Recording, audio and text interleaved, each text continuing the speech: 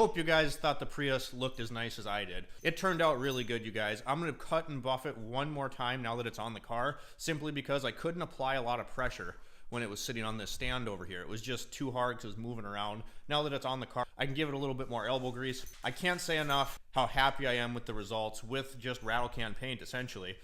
So yeah, and I got a little surprise for you. You guys saw the headlights. Those turned out nice. One of them was pretty fogged up, and another guy in the shop had those lights, and I really liked them. So I hope you guys enjoyed that little video series and enjoyed seeing the end result. Today we're going to be talking about rebuilding a brake caliper. Alright, so like I said in the previous video, rebuilding brake calipers is something that is kind of a lost art. Nobody really does it anymore, and most of the time I don't advocate for rebuilding them, and we'll get into why in a minute. But as you know, the caliper, the Mazda 4x4 was stuck. One thing I tried initially was just putting a block of wood inside the calipers with them hooked up to the vehicle still and pumping the brakes, trying to pop that piston free, because what happens is the square cut seal inside is no longer working, so it's not returning the piston to where it should be, and the piston's all seized and gummed up in there. So I took the thing off, and initially, here's the caliper right here. Initially what I did is I unscrewed the line and I got all the brake fluid that I could just by drip draining it out of there. And then from there, I went ahead and I squirted a whole can of penetrating oil in there. I just let it sit for a day or so. After I did that, I drained all that out of there, and it still wouldn't move a whole lot. So what I did was I filled a bucket with some spare automatic trans fluid I had around, and I soaked it in there for 2 days. Automatic trans fluid works pretty good for lubricating things. It's got a lot of anti-corrosion inhibitors in it. And essentially what I was trying to do, which you can kind of see here, see how the dust boot's all blown up? So that's the only thing you want to lubricate a caliper, the seals, whatever, with is brake fluid. You don't want to use any petroleum-based products or anything like that because it'll swell the rubber up and essentially ruin it. But that's what I was trying to do. So I wanted to essentially ruin the square cut seal that's inside this caliper so we could get the piston to move. And I was successful in that because the first thing I did once I had unsubmerged it from the ATF when I was at work is I put it in my bench vise and would just see if I could get that piston to move, which I could. Realize it's moving it the wrong way, but it's just as important just to see if it's freed up as to actually popping it out. So we're going to go ahead and talk about how we're going to get this thing out of here. All right, so before we get too far into it, here's our rebuild kit. It cost me about $6, and essentially it's a square cut seal, which is right there, and a dust seal. So there's not really much to rebuilding a caliper. And then here's our banjo bolt for the brake line itself. Goes in, feeds the caliper fluid, and you can see I got 2 brand new copper washers on there. A lot of times the companies are going to use copper washers to seal that line, make sure it doesn't leak. Make sure you replace these. Don't reuse these things because copper is a soft material and it's going to squish, so you don't want any leaks coming out of your brake line. So make sure you get new copper washers. All right, so our next step, essentially, we want to push this piston out of the bore of the caliper itself. You could do this in a couple different ways. If you had a grease cert that would thread into here, you could do that and just pump it full of grease or fluid and try to get it out that way. The easiest way I found is to use compressed air. So we're going to put an air fitting right in here, and we're going to try to blow this out. So I got to go turn on the air compressor, grab my fitting, and then we'll show you how we do that. And if I haven't said this before, this air compressor is like the best investment I ever made. It's called an 80-gallon unit. Brand new, these will cost you anywhere from $1,500 to $2,000. Yes, we run it on Royal Purple. That's what we did when we rented the shop that I acquired this from, and so I got to keep the tradition going. Royal Purple for the air compressor. All right, so this part's kind of important too. If you can hear me over the air compressor, that's where we're going to be putting the air in. That's where your brake line goes in.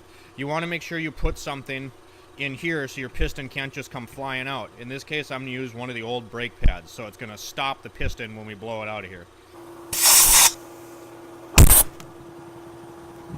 Yeah, this one. All right, so sometimes these things, I'm going to start by opening this kit.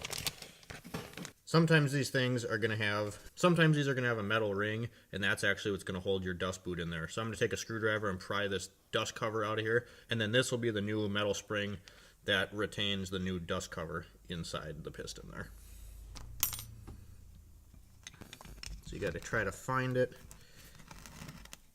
get behind it with a screwdriver just like this. If you can find where this thing actually starts and stops, it's going to make it a little bit easier because you can kind of pry up one of the ends. So I'm going to do that real quick.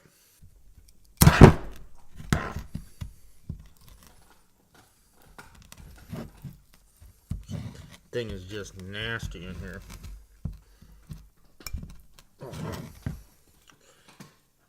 And there's the end of that spring right there.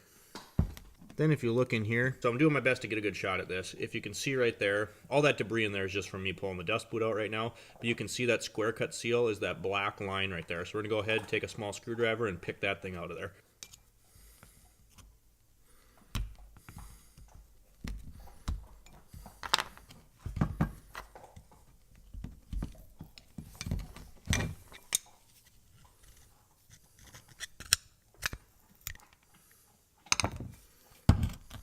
Really, this guy here ends up being the heart and soul of your whole issue. You can see right in there, there's that little ridge. That's where that square cut seal rides, and that essentially makes our caliper work. So here's our caliper piston right here, and it looks pretty dirty, but this thing's actually in pretty good shape. You can see it's just kind of got some corrosion and rust on it, but there's really no pitting in this piston at all. It looks pretty good. And that's where the problems come in, and that's why I say I typically don't like rebuilding these things, because that seal, the square cut seal that we just removed, relies on a clean machine surface to operate properly. So that seal, if I can do this one-handed, the square cut seal, which is right here on the piston, rides in that groove inside the bore of the caliper itself. As fluid pressure pushes on the back side of the piston here, it pushes this forward. And the seal is actually going to roll over. And that does one of two things. So the seal rolls over as fluid pressure builds up, and then when the fluid pressure decreases, when you let off your brakes, that is going to act as a return spring. It rolls back over and pulls the piston back into place. So what typically happens is this piston will have wears and grooves and all sorts of imperfections in the surface, and it damages the seal. So if you can't get it completely cleaned up with this piston, you're pretty much screwed. It's just going to ruin it again. And our seal, I'd show you, but it's really hard to see, pick up, has a lot of little nicks and grooves in it, and that's what's going to compromise your caliper. So if your piston looks okay and you clean it up on the wire wheel and it looks pretty good, go ahead, try to rebuild it. But if you have to start replacing this as well, you might as well buy the caliper, because it's not going to be cost effective anymore. Whereas just buying the seal cost me about $5. So I'm going to take this over to the grinding wheel. We're going to clean it up.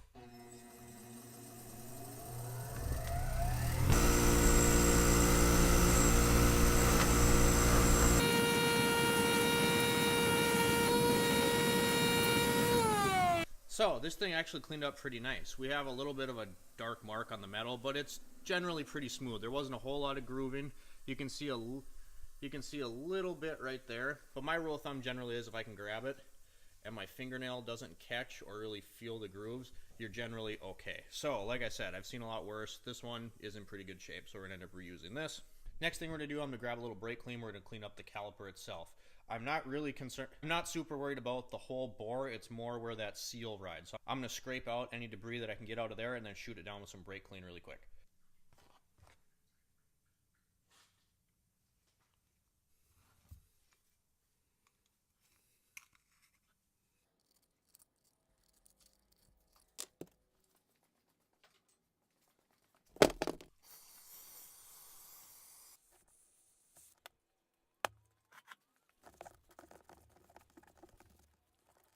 So we got it pretty clean in there. There's a little bit of pitting. That black that you're seeing is actually pitting in the metal, not any debris or anything left in there. I'm going to shoot this down with some compressed air quick just to make sure I got everything out of that little groove. Then we'll talk about the install procedure. Alright, so for this next part, you want to make sure you only use brake fluid. Like we talked about earlier, I basically damaged the seal earlier to make this easier to take out, so you don't want to do that to your new seal. So I'm going to take this seal, because we don't want to put it in dry. I'm going to dip my finger in the brake fluid, lubricate it up, and then we're going to seat it down in the ridge of our caliper here.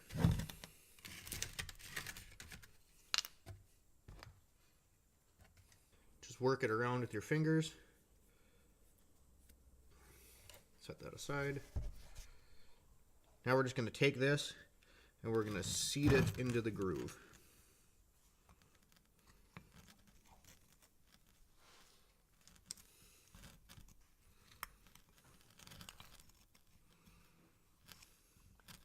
Just kind of get it started, then you work it around. Now this next part kind of sucks with these. On a style where this has to go inside of the caliper instead of sitting on an outer ledge, this little clip kind of sucks to get in, and then to get the piston in is kind of a nightmare within itself. So I'm going to take this, I'm going to work this seal around the top of my piston first, and then we're going to lube up the bottom of the seal and press it down in there. So there's actually a channel in this piston for this where this inner lip is going to sit. So I'm just going to kind of work it around. Now that part's on there, so now we're going to lube up. We're going to take some brake fluid again and lube up the piston just a little. And now we can go ahead and seat this into our caliper.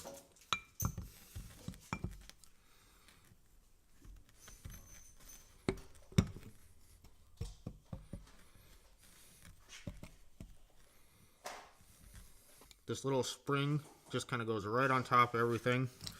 It's kind of a pain. We just got to find its groove. Once you find where the spring sits, just like this, I like to take a pocket screwdriver and just kind of press it down into place. Be careful you don't puncture that dust boot. If you do, it's not the end of the world, but try your best not to. There it is, guys. Rebuilt caliper for the B2600. Alright guys, so I hope that video helped you out just a little bit. Like I said, rebuilding calipers isn't something that's really done anymore, and it's up to your discretion whether that piston is savable or not. It's not like it's going to blow up or anything, but you're just going to be having to replace the caliper down the road if it decides to damage your seal because it was too pitted and chowdered up. Other than that, I hope you guys learned something in this video. Drop me a comment down below, like, subscribe if you haven't already. We upload every Sunday, Monday, and Thursday. Catch you next time, guys. Thanks for watching.